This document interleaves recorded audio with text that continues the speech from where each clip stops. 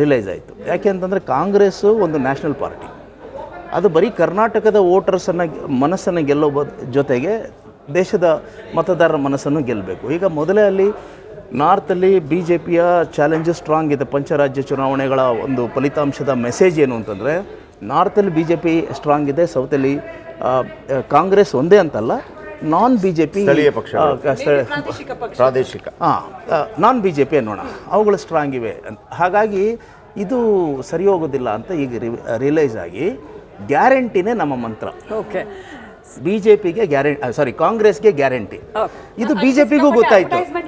ಹೌದು ಹೌದು, ಈಗೇನಂದ್ರೆ ಸಮಾವೇಶಗಳು ಅಲ್ಲ, ಈಗಿನ ಸಮಾವೇಶಗಳಲ್ಲಿ ಕೂಡ ಸಿದ್ದರಾಮಯ್ಯನವರು ಅದೇ ವಿಚಾರ ಮಾತಾಡ್ತಾರೆ ಬಿಟ್ಟರೆ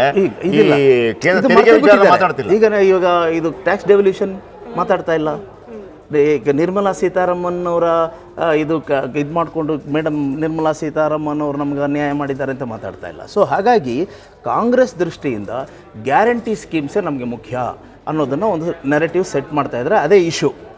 ಇದು ಬಿ ಜೆ ಪಿಗೂ ಗೊತ್ತಾಗಿದೆ. ಹಾಗಾಗಿ ಅವ್ರೇನು ಮಾಡ್ತಾ ಇದ್ದಾರೆ, ಗ್ಯಾರಂಟಿಯ ಶಕ್ತಿ ಏನು ಅಂತ ಗೊತ್ತಿದೆ ಅವರಿಗೆ. ಅದಕ್ಕೆ ಮೋದಿ ಕಾ ಗ್ಯಾರಂಟಿ ಅಂತ ಅವ್ರು ಬರ್ತಾ ಇದ್ದಾರೆ. ಇದು ಸರ್, ವಿಲ್ ಕಂಟಿನ್ಯೂ. ನಾನು ಶಂಕರ್ ಶೆಟ್ಟಿ ಅವ್ರಿಗೆ ಕೇಳಬೇಕು. ಹಾಗೆ ತಮಗೂ ಈ ಪ್ರಶ್ನೆ ಇದೆ ನಂದು. ಏನಂದ್ರೆ ಒನ್ ನೇಷನ್ ಒನ್ ಎಲೆಕ್ಷನ್ ಜಾರಿಗೆ ಬರುತ್ತೆ ಅನ್ನೋಂಥದ್ದು ಇತ್ತು, ಆದರೆ ಇಷ್ಟು ಬೇಗ ಅದರ ಒಂದು ಮುನ್ನುಡಿ ಸೆಟ್ ಆಗಬಹುದು ಅಂತ ನಾವು ಅಂದ್ಕೊಂಡಿಲ್ಲ. ಬಹುಶಃ ಈ ಅನೌನ್ಸ್ಮೆಂಟು ಆ ಒನ್ ನೇಷನ್ ಒನ್ ಎಲೆಕ್ಷನ್ಗೆ ಒಂದು ಮುನ್ನುಡಿ ರೀತಿಯಲ್ಲಿ ಇದೆ. ಅಂದರೆ ಈ ಲೋಕಸಭಾ ಎಲೆಕ್ಷನ್ಗಳ ಹಂತದಲ್ಲೇನೆ ವಿಧಾನಸಭಾ ಎಲೆಕ್ಷನ್ ಅನ್ನು ಮಾಡ್ತೀವಿ ಅಂತ.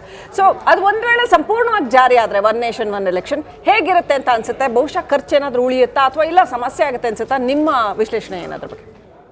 ಒನ್ ನೇಷನ್ ಒನ್ ಪೋಲ್ ಉಂಟಲ್ಲ, ಇದು ಡೆಫಿನೆಟ್ಲಾಗಿ ಜಾರಿ ಬಂದೇ ಬರ್ತದೆ. ಯಾಕಂದರೆ ನೆಕ್ಸ್ಟ್ ಗೌರ್ಮೆಂಟ್ ಡೆಫಿನೆಟ್ ಇಂಥವ್ರದ್ದೇ ಬಿ ಜೆ ಪಿ ನೇತೃತ್ವ ಗೌರ್ಮೆಂಟ್ ಬರೋದಂತ ಆಲ್ಮೋಸ್ಟ್ ಡಿಸೈಡ್ ಎಲ್ಲ ಸರ್ವೆಗಳಿರ್ತದೆ. ಅದು ಏನಾದರೂ ನೆಕ್ ಟು ನೆಕ್ ಫೈಟ್ ಇದ್ದರೆ ಕರೆಕ್ಟ್, ಹಾಗಲ್ಲ. ಇದು 3:1 ಉಂಟೀಗ. ಇನ್ನು ಲೇಟೆಸ್ಟ್ ಸರ್ವಲ್ಲಿ 3 ಅವರು 400 ಇವರು 100 ಅಂತ ಹೇಳ್ತಾರೆ. ಸೊ ಅಬ್ಸಲ್ಯೂಟ್ ಮೆಜಾರಿಟಿ ಬರೋದಕ್ಕೆ ಯಾವ ಸಂಶಯ. ಸೊ ಇಂಥ ಟೈಮಲ್ಲಿ ಅಬ್ಸಲ್ಯೂಟ್ ಮೆಜಾರಿಟಿ ಬರುವಾಗ, 2/3 ಮೆಜಾರಿಟಿ ಬರುವಾಗ, ಅದು ಎರಡು ಕಡೆ ರಾಜ್ಯಸಭಾ ಲೋಕಸಭಾ ಎರಡು ಕಡೆಯಲ್ಲಿಯೂ 2/3 ಇರಬೇಕು. ಇಲ್ಲ ಅದಕ್ಕೊಂದು ಎರಡೂ ಕಡೆ ಇಲ್ಲದೆ ಇದನ್ನು ಮರ್ಜ್ ಮಾಡಿಕೊಂಡು ಅಲ್ಲಿ 2/3 ಮಾಡಿದ್ರು ಕಾನೂನು ಪಾಸ್ ಮಾಡಿ 100% ಒನ್ ನೇಷನ್ ಒನ್ ಪೋಲ್ ತುಂಬ ಲಾಭ ಉಂಟಿದೆ. One nation one lob. ಆದರೆ ಕೆಲವು ರೀಜನಲ್ ಪಾರ್ಟೀಸ್ಗಳು ಇದಕ್ಕೆ ಸರಿ ಒಪ್ಕೊಳ್ಳೋದಿಲ್ಲ. ಯಾಕಂದರೆ ರೀಜನಲ್ ಇಶ್ಯೂಸೇ ಬೇರೆ ಇರ್ತದೆ, ನ್ಯಾಷನಲ್ ಇಶ್ಯೂಸೇ ಬೇರೆ ಇರ್ತದೆ ಅಂತ. ಅದು ಅಲ್ಟಿಮೇಟ್ ಡಿಸೈಡ್ ಮಾಡೋರು ಅವರು. ಇವ್ರು ಏನು ಪ್ರೊಟೆಸ್ಟ್ ಮಾಡಿದ್ರು ಅದು ಇಂಪ್ಲಿಮೆಂಟ್ ಮಾಡಲೇಬೇಕು. ಒನ್ ನೇಷನ್ ಇದು ಮಾಡ್ತಾರೆ. ಇದರಿಂದ ಕೆಲವು ಏನು ಗೊತ್ತಾ, ಅದು ಹೇಗೆ ಅಂತ. ಈಗ ಸಪೋಸ್ ಕೆಲವು ಸಲ ಮಧ್ಯದಲ್ಲಿ ಗೌರ್ಮೆಂಟ್ ಬಿದ್ದು ಬೀಳ್ತದೆ, ಅವ್ರು ಮೆಜಾರಿಟಿ ಇಲ್ಲ. ನಿಮ್ಗೆ ಗೊತ್ತಿರೋ ಕೆಲವು ರಾಜ್ಯಗಳಲ್ಲಿ 2 ವರ್ಷಕ್ಕೆ ಎಲೆಕ್ಷನ್ ಆಗೋದು ಉಂಟು, 3 ಇದೆಲ್ಲ ಪ್ರಾಬ್ಲಮ್. ಅದಕ್ಕೂ ಅವ್ರು ಫೈಂಡ್ ಔಟ್ ಮಾಡಿ. ಈಗ ನಮ್ಮದು ಮೋಸ್ಟ್ ಪ್ರಾಬಬ್ಲಿ ಈ ರೂಲ್ ಆ್ಯಪೇ ಸಿದ್ದರಾಮಯ್ಯ ಗೌರ್ಮೆಂಟ್ ವಿಲ್, ಯಾರೇ government, Congress government run for 6 years. ಹೌದು, 6 years ಆಗ್ತದೆ ಫಸ್ಟ್ ಟೈಮ್.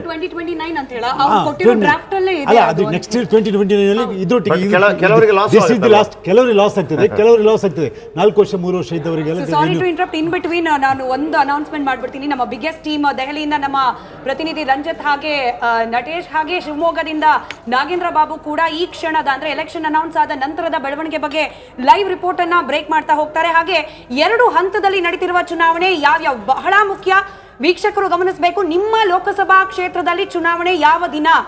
14 ಲೋಕಸಭಾ ಕ್ಷೇತ್ರಗಳಿಗೆ 2 ಹಂತದಲ್ಲಿ ಚುನಾವಣೆ ನಡೀತಾ ಇರೋದು. ಮೊದಲ ಹಂತದಲ್ಲಿ ವೋಟಿಂಗಿಗೆ ಹೋಗ್ತಾ ಇರೋದು ಚಿತ್ರದುರ್ಗ, ಉಡುಪಿ ಚಿಕ್ಕಮಗಳೂರು, ಹಾಸನ, ದಕ್ಷಿಣ ಕನ್ನಡ, ಬೆಂಗಳೂರು ದಕ್ಷಿಣ, ಬೆಂಗಳೂರು ಉತ್ತರ, ಬೆಂಗಳೂರು ಕೇಂದ್ರ, ಬೆಂಗಳೂರು ಗ್ರಾಮಾಂತರ, ಮಂಡ್ಯ, ಮೈಸೂರು, ಚಾಮರಾಜನಗರ, ಕೋಲಾರ, ತುಮಕೂರು, ಚಿಕ್ಕಬಳ್ಳಾಪುರ. ಮೊದಲ ಹಂತ ಅಂದ್ರೆ ಏಪ್ರಿಲ್ 26ನೇ ತಾರೀಕು. ಮತ್ತೊಮ್ಮೆ ಹೇಳ್ಬಿಡ್ತೀನಿ, ಏಪ್ರಿಲ್ 26ಕ್ಕೆ ವೋಟಿಂಗಿಗೆ ಹೋಗ್ತಾ ಇರುವ 14 ಕ್ಷೇತ್ರಗಳು ಚಿತ್ರದುರ್ಗ, ಉಡುಪಿ ಚಿಕ್ಕಮಗಳೂರು, ಹಾಸನ, ದಕ್ಷಿಣ ಕನ್ನಡ, ಬೆಂಗಳೂರು ದಕ್ಷಿಣ, ಬೆಂಗಳೂರು ಉತ್ತರ, ಬೆಂಗಳೂರು ಕೇಂದ್ರ, ಬೆಂಗಳೂರು ಗ್ರಾಮಾಂತರ, ಮಂಡ್ಯ, ಮೈಸೂರು, ಚಾಮರಾಜನಗರ, ಕೋಲಾರ, ತುಮಕೂರು, ಚಿಕ್ಕಬಳ್ಳಾಪುರ. ಮೊದಲ ಹಂತ. ಎರಡನೇ ಹಂತ ಕರೆಕ್ಟ್. ಹಾಗೆ ಎರಡನೇ ಹಂತದಲ್ಲಿ ಅಂದ್ರೆ ಮೇ 7ನೇ ತಾರೀಕಿಗೂ ವೋಟಿಂಗ್ ಹೋಗ್ತಾ ಇರೋದು ಶಿವಮೊಗ್ಗ, ದಾವಣಗೆರೆ, ಹಾವೇರಿ, ರಾಯಚೂರು, ವಿಜಯಪುರ, ಕಲಬುರಗಿ, ಬೀದರ್, ಉತ್ತರ ಕನ್ನಡ, ಬಳ್ಳಾರಿ, ಕೊಪ್ಪಳ, ಬೆಳಗಾವಿ, ಚಿಕ್ಕೋಡಿ, ಧಾರವಾಡ, ಬಾಗಲಕೋಟೆ. ಮತ್ತೊಮ್ಮೆ ಶಿವಮೊಗ್ಗ, ದಾವಣಗೆರೆ, ಹಾವೇರಿ, ರಾಯಚೂರು, ವಿಜಯಪುರ, ಕಲಬುರಗಿ, ಬೀದರ್, ಉತ್ತರ ಕನ್ನಡ, ಬಳ್ಳಾರಿ, ಕೊಪ್ಪಳ, ಬೆಳಗಾವಿ, ಚಿಕ್ಕೋಡಿ, ಧಾರವಾಡ, ಬಾಗಲಕೋಟೆ. ಎರಡನೇ ಹಂತ ಮೇ 7ನೇ ತಾರೀಕು. ನಿಮ್ಮ ಅಂದ್ರೆ ಯಾರು ವೀಕ್ಷಕರು ಗಮನಿಸ್ತಿದ್ದೀರಿ, ನಿಮ್ಮ ಲೋಕಸಭಾ ಕ್ಷೇತ್ರ ಯಾವುದು, ಅಲ್ಲಿ ಚುನಾವಣೆ ಯಾವತ್ತು ನಡೆಯುತ್ತೆ, ಇವತ್ತೇನೆ ಕ್ಯಾಲೆಂಡರ್ ಅಲ್ಲಿ ದೊಡ್ಡದಾಗಿ ಮಾರ್ಕ್ ಮಾಡ್ಕೊಂಡ್ಬಿಡಿ. ಮೊಬೈಲ್ಗಳಲ್ಲಿ ಕ್ಯಾಲೆಂಡರ್ ಸೆಟ್ ಮಾಡಿ. ಯಾವ ಕಾರಣಕ್ಕೂ ಕೂಡ ನಮ್ಮ ಅತ್ಯಮೂಲ್ಯವಾದ ಪ್ರಜಾಪ್ರಭುತ್ವ ವ್ಯವಸ್ಥೆ ಕೊಟ್ಟಿರುವಂತಹ ಹಕ್ಕು, ಮತದಾನ ಚಲಾಯಿಸುವ ಹಕ್ಕು, ಯಾವುದೇ ಕಾರಣಕ್ಕೂ ಕೂಡ ಆ ಹಕ್ಕಿನಿಂದ ವಂಚಿತರಾಗಬೇಡಿ.